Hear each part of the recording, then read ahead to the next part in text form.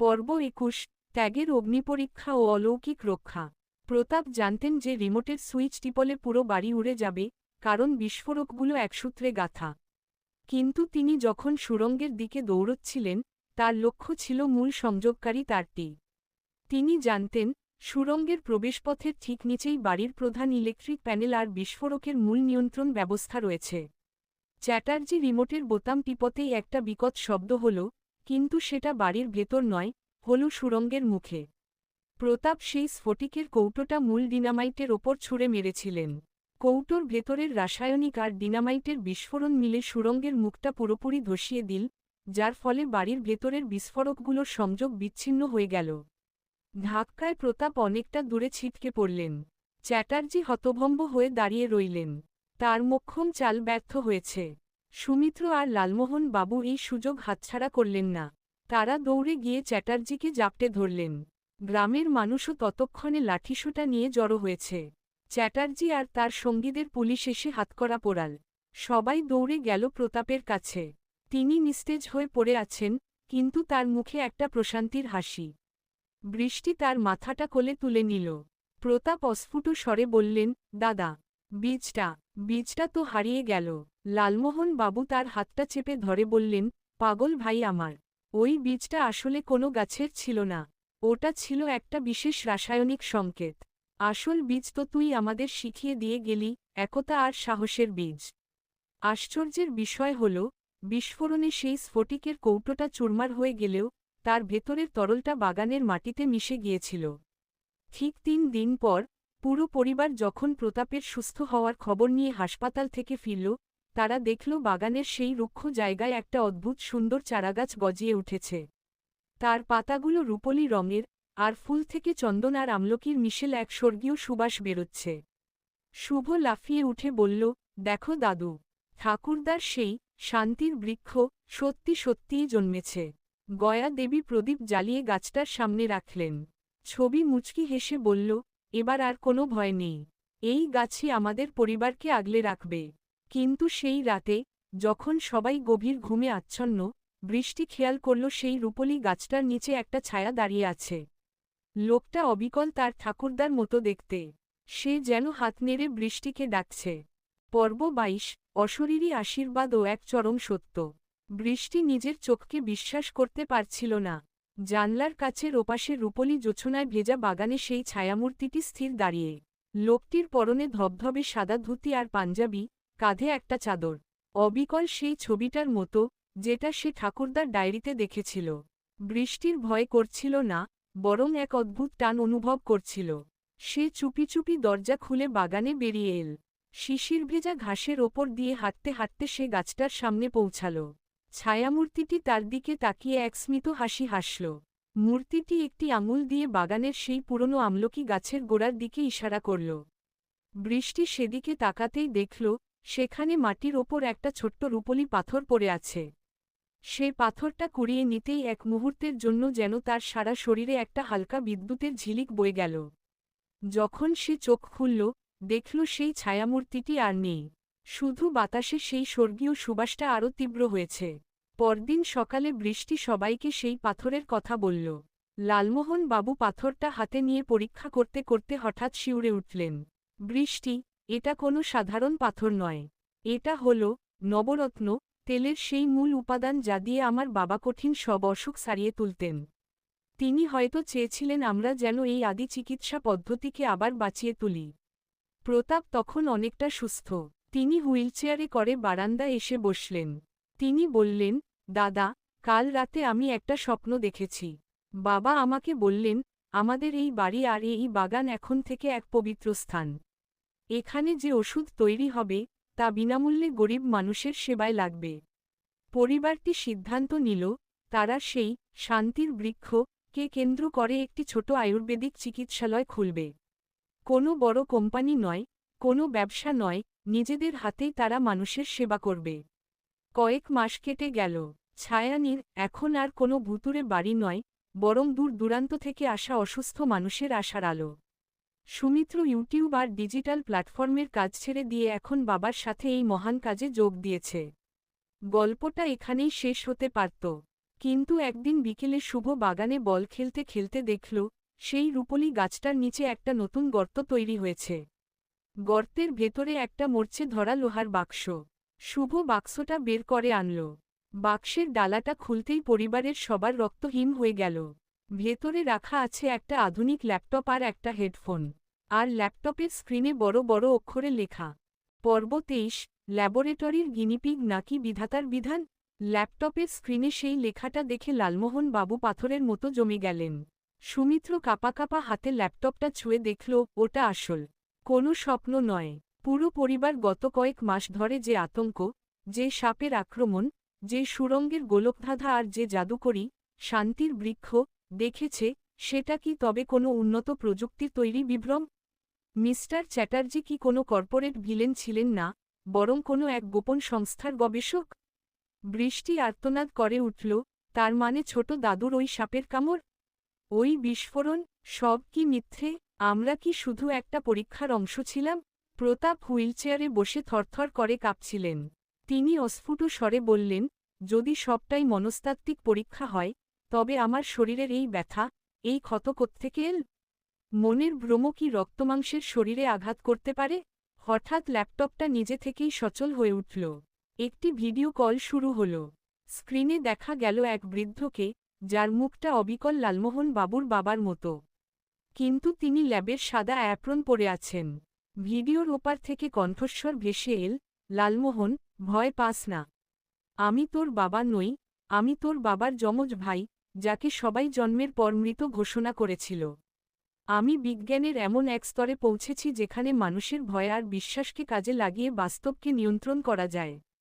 আমি দেখতে চেয়েছিলাম, তোদের মতো এক সাধারণ পরিবার চূড়ান্ত লোভ আর বিপদের মুখে কেমন আচরণ করে। তিনি আরও বললেন, ওই রূপলি গাছটা আসলে বায়োলুমিনেসেন্ট প্রযুক্তির তৈরি। আর ওই সাপের আক্রমণ ছিল আল্ট্রাসনিক ওয়েব দিয়ে তৈরি হ্যালুসিনেশন।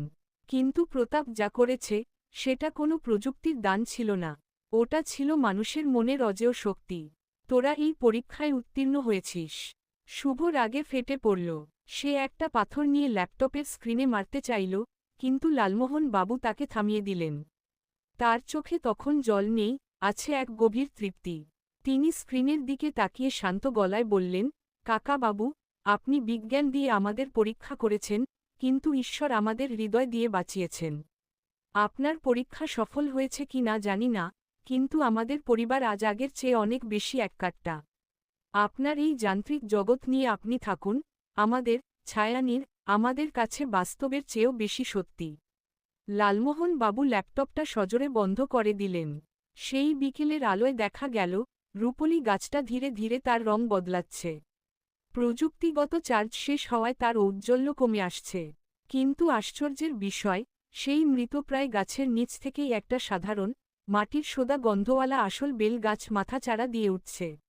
মানুষের তৈরি মায়া শেষ হয়েছে, কিন্তু প্রকৃতির আসল রূপ কেবল শুরু হল। ছায়ানীর আর কোনো পরীক্ষার কেন্দ্র নয়, এখন থেকে তা এক সুখী পরিবারের নিশ্চিন্ত আশ্রয়। অন্তিম পর্ব, মায়ার অবসান ও নতুন প্রভাত। ল্যাপটপটা বন্ধ করার সাথে সাথে যেন চারদিকের বাতাস হালকা হয়ে গেল। সেই যান্ত্রিক নীলচে আলো, সেই অদ্ভুত সুবাস, সবই যেন কর্পূরের মতো উবে গেল। লালমোহন বাবু ল্যাপটপটা নিয়ে বাগানের সেই ধসে যাওয়া সুরঙ্গের মুখে ফেলে দিলেন। প্রতাপ ধীরে ধীরে নিজের পা নাড়ানোর চেষ্টা করলেন। আশ্চর্যের বিষয়, এতদিনের সেই পঙ্গুত্ব আর যন্ত্রণার ছাপ তার শরীর থেকে মুছে গেছে। তিনি বুঝতে পারলেন, তার অসুস্থতা যতটা না শারীরিক ছিল, তার চেয়েও বেশি ছিল মনের গ্লানি আর ওই গোপন সংকেতের প্রভাব। আজ সত্য জানার পর তিনি সম্পূর্ণ মুক্ত। সুমিত্র এগিয়ে এসে বাবার হাত ধরল। বাবা, তবে কি ওই শান্তির বৃক্ষ বা ওই জাদুকরী ঔষধ সবই ছিল মায়া? লালমোহন বাবু আকাশের দিকে তাকিয়ে ম্লান হাসলেন। মায়া হয়তো ছিল, কিন্তু সেই মায়ার প্রভাবে আমরা যা পেয়েছি তা চিরন্তন। সুমিত্র, তুই আর ছবি কি আগের মতো আর ঝগড়া করিস? প্রতাপ কি আর সম্পদের লোভে পাগল? আমরা কি একে অপরের ওপর থেকে বিশ্বাস হারিয়েছি? না, বিজ্ঞান হয়তো আমাদের ভয় দেখিয়েছে, কিন্তু সেই ভয়ের আগুনে পুড়ে আমাদের ভালোবাসা আজ খাঁটি সোনায় পরিণত হয়েছে। বৃষ্টি আর শুভ দেখল, সেই প্রযুক্তির তৈরি রূপলি গাছটা শুকিয়ে গেলেও তার নিচ থেকে যে আসল বেল গাছটা উঠেছিল, সেটা কিন্তু মায়া নয়। সেটা রক্তমাংসের মাটির গাছ। গয়া দেবী ভেতর থেকে শাঁখ বাজালেন। সন্ধ্যারতি শুরু হয়েছে। ছায়ানীর এর প্রতিটি কোণে ধূপের ধোঁয়া আর প্রদীপের আলোয় এক দিব্য শান্তি ছড়িয়ে পড়ল। পরদিন সকালে লালমোহন বাবু বাড়ির সদর দরজার ওপরের সেই পুরনো ফলকটা সরিয়ে দিলেন। সেখানে নতুন একটা নাম খোদাই করা হল, মিলন কুটির। মিস্টার চ্যাটার্জি বা সেই ছদ্মবাসী কাকাবাবুর আর কোনো হদিশ পাওয়া যায়নি। হয়তো তারা অন্য কোথাও, অন্য কোনো পরিবারকে নিয়ে তাদের নতুন পরীক্ষার ছক কষছেন।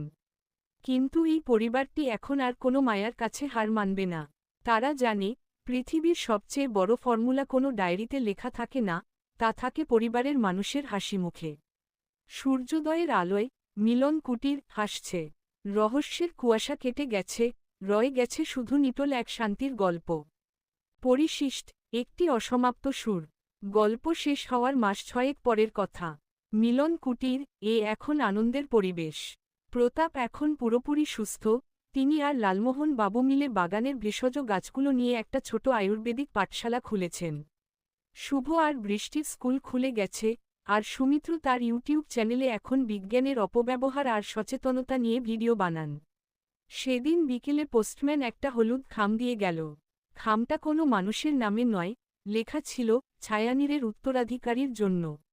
সবাই বারান্দায় জড়ো হলেন। লালমোহন বাবু খামটা খুলতেই ভেতর থেকে বেরিয়ে এল একটা পুরনো মরচে ধরা লোহার চাবি আর একটা ছোট হাতে আঁকা ম্যাপ। ম্যাপটা মিলন কুটির এর নয়, বরং সুদূর হিমালয়ের পাদদেশের কোনো এক নাম না জানা গ্রামের। ম্যাপের নিচে ছোট করে লেখা ছিল, মায়া শেষ হয়েছে ঠিকই, কিন্তু সত্যের সন্ধান এখনও বাকি। তোমাদের ঠাকুরদা শুধু কবিরাজ ছিলেন না, তিনি ছিলেন এক প্রাচীন জ্ঞানের রক্ষক। হিমালয়ের এই ঠিকানায় তার আসল গবেষণাগারটি রয়ে গেছে, যা প্রযুক্তির মায়া নয়, পুরোপুরি আদি বিজ্ঞানের বিস্ময়। সেখানে তোমাদের জন্য এক অমূল্য উপহার অপেক্ষা করছে। লেখাটির শেষে কোনো নাম ছিল না, ছিল শুধু সেই পরিচিত সাপের চিহ্ন, তবে এবার সাপের মাথায় একটা মুকুট আঁকা। বৃষ্টি অস্ফুট স্বরে বলল, আবার রহস্য? দাদু, আমরা কি যাব? লালমোহন বাবু চাবিটা হাতে নিয়ে জানলার বাইরে তাকালেন। বিকেলের ম্লান আলোয় হিমালয়ের তুষারশুভ্র শৃঙ্গগুলো যেন অনেক দূর থেকে তাদের ইশারা করছে। তিনি মৃদু হেসে বললেন, জীবন মানেই তো একটার পর একটা রহস্যের সমাধান। ভয়ে যখন জয় করেছি, তখন সত্যকে জানতে বাধা কোথায়? প্রতাপ উৎসাহিত হয়ে উঠলেন, দাদা, এবার তবে আমাদের নতুন অভিযান শুরু হবে? সুমিত্র ল্যাপটপটা খুলে ম্যাপের জায়গাটা খোঁজার চেষ্টা করতে শুরু করল। শুভ আর বৃষ্টি ইতিমধ্যেই ব্যাগ গোছানোর পরিকল্পনা করে ফেলেছে। মিলন কুটির থেকে এবার যাত্রা শুরু হবে এক অজানার উদ্দেশ্যে। রহস্য হয়তো পিছু ছাড়ে না, কিন্তু সাহসের কাছে সে সবসময় মাথা নত করে। প্রস্তুতি। বারান্দায় এক অদ্ভুত নিস্তব্ধতা নেমে এল। লালমোহন বাবু সেই ছোট চাবিটা আঙুলের ডগায় ঘোরাচ্ছিলেন। সুমিত্র ল্যাপটপে ম্যাপের সেই আঁকাবাঁকা রেখাগুলো মিলিয়ে দেখার চেষ্টা করছিল। হঠাৎ সে চিৎকার করে উঠল, পেয়েছি! বাবা, এই স্থানাঙ্কগুলো হিমাচল প্রদেশের একটা জনমানবহীন উপত্যকার দিকে নির্দেশ করছে, নাম কালকুট উপত্যকা। কালকুট নামটা শুনেই গয়া দেবীর মুখটা ফ্যাকাশে হয়ে গেল। তিনি ফিসফিস করে বললেন, ছোটবেলায় শাশুড়ি মায়ের মুখে এই জায়গার নাম শুনেছিলাম। তিনি বলতেন, ওই উপত্যকায় এমন এক ভেষজ জন্মায় যা মৃতপ্রায় মানুষকেও বাঁচিয়ে তুলতে পারে। কিন্তু সেখানে যাওয়া মানে মৃত্যুকে তুচ্ছ করা। প্রতাপ জেদের সুরে বললেন, বৌদি, কালকের হাত থেকে যখন বেঁচে ফিরেছি, তখন আর ভয় কিসের? আর তাছাড়া, বাবার আসল কাজটা কি ছিল তা না জানলে আমাদের এই উত্তরাধিকার অসম্পূর্ণ থেকে যাবে। ঠিক হল, সবাই মিলে যাবে না। লালমোহন বাবু, প্রতাপ আর সুমিত্রই মূল অভিযানে যাবে। কিন্তু বৃষ্টি আর শুভ নাছোড়বান্দা। বৃষ্টি বলল, ছোট দাদুকে ওই গোলকধাঁধা থেকে আমরাই বাঁচিয়েছিলাম, আমাদের ছাড়া তোমরা এক পাও নড়তে পারবে না। শেষমেশ ঠিক হল, পুরো পরিবারই রওয়ানা হবে। তবে এবার আর কোনো মায়া বা মনস্তাত্ত্বিক পরীক্ষা নয়, এবার লড়াই হবে প্রকৃতির রুক্ষতা আর এক প্রাচীন রহস্যের সঙ্গে। যাত্রার আগের রাতে লালমোহন বাবু তার বাবার সেই পুরনো ডায়েরিটা আবার খুললেন। শেষ পাতায় একটা লাইন আগে তিনি খেয়াল করেননি, এখন যেন সেটা নতুন করে ফুটে উঠেছে, যিনি চাবি ঘুরিয়ে পথ খুলবেন, তাকে নিজের ছায়ার সাথে কথা বলতে হবে। কথাটার মানে কেউ বুঝতে পারল না। পরদিন ভোরে ট্রেন ধরল তারা। শিয়ালদহ থেকে কালকা মেইল। ট্রেনের কামরায় বসে সুমিত্র লক্ষ্য করল, তাদের উল্টো দিকের সিটে এক বৃদ্ধ বসে আছেন। তার সারা শরীরে তিব্বতী তুকতাক করা উল্কি, আর হাতে একটা অদ্ভুত দেখতে তামার লাঠি। বৃদ্ধটি একদৃষ্টিতে বৃষ্টির দিকে তাকিয়েছিলেন। বৃষ্টি যখন জানলা দিয়ে বাইরে তাকাচ্ছিল, বৃদ্ধ হঠাৎ গম্ভীর গলায় বললেন, উত্তরের পাহাড় ডাকছে, কিন্তু মনে রেখো খুকি, পাহাড় যত সুন্দর, তার গভীরের অন্ধকার ততটাই ভয়ঙ্কর। তোমরা কি চাবিটা সাথে এনেছ? বৃষ্টি চমকে উঠল। এই বৃদ্ধ জানলেন কি করে যে তাদের কাছে চাবি আছে?